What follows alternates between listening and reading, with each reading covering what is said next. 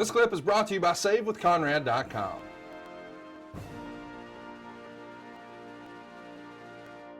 Since you mentioned it and you're talking about early days with Kurt and working together, let's talk Team RECK. I guess this is a question for both of you. How much fun did you guys have during this time in your career? I mean, my guy, you can see the smile on my face. You know, it's like I'm with my buddies, you know, because we all rode together. We all, like, whether all four of us got in the same car, maybe not, because Rhino can be a bit of a thing. But and link in the group. He won't pay for a thing. Like, we get to tolls. Sorry guys. Yeah, my wallet's in the trunk. Yeah, okay, right. But it really just so much fun, you know, when you can go out there and perform with guys that you consider friends, that you have a chemistry with. Not only that, too,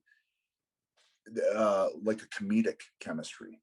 Not just the wrestling chemistry, but also the character chemistry and the comedic timing. And then you throw Rhino into that mix as this kind of juggernaut of a character who doesn't say much.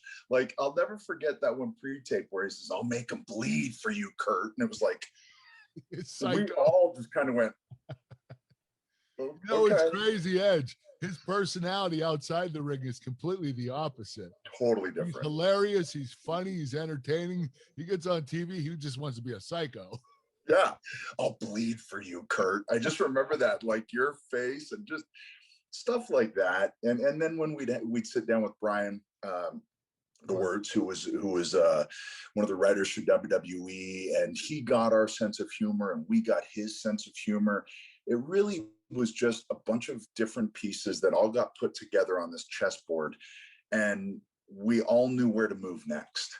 And it was really, really fun time, you know, I think for all of us, but also just a fun time in the industry too, where you go out night after night and just hear those reactions of, "Oh my God, like, this is so easy and so much fun."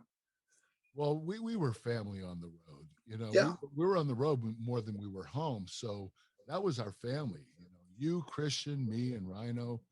We spent a lot of time together. We would kill time. We'd go to the movies, go eat, go to the gym. We just spent every minute together, and until we went to the arena and performed.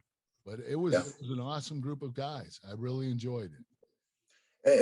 And that, you know, that could be a tough thing because it's that downtime, right? It's the time between the shows. That's what you get paid for. It's the other 23 hours.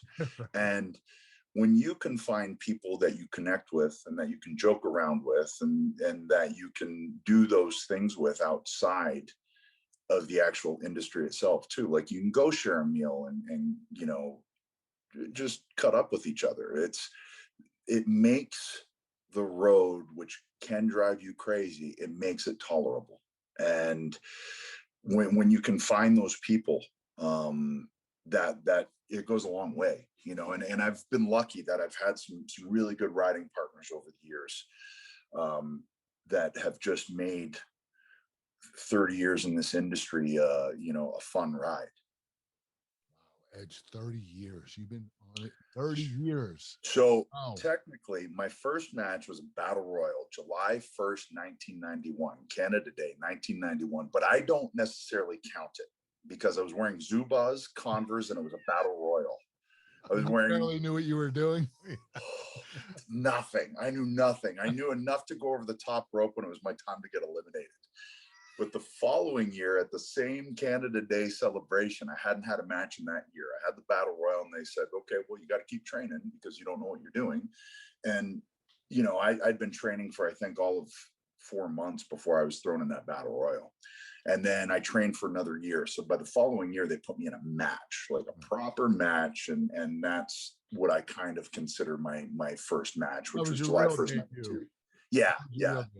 Okay. Yeah. So 92 is when I debuted.